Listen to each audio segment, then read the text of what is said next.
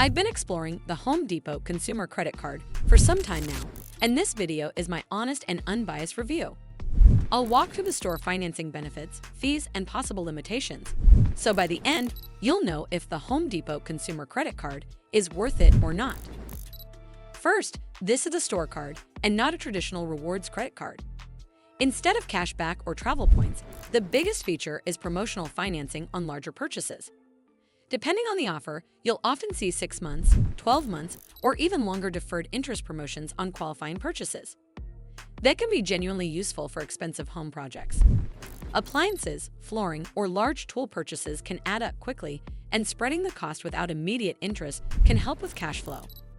The card also occasionally offers limited time discounts, like a percentage off a single purchase, which can be helpful during major renovation runs. But the financing comes with an important catch.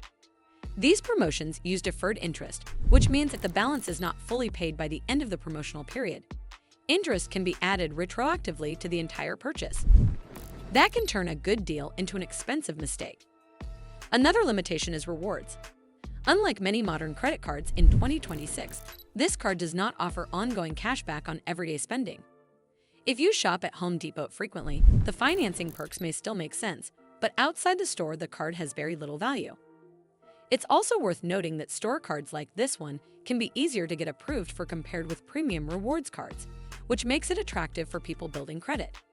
Still, the interest rate is typically high if you carry a balance outside promotional periods.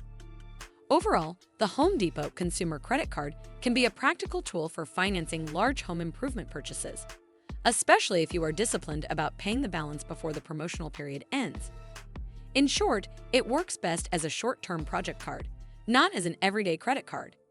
Well, that's all for this video. I hope you found this video helpful. And if you did, make sure you give this video a super thanks by clicking on the heart icon to help support the channel, and don't forget to hit the subscribe button. We'll see you in the next one.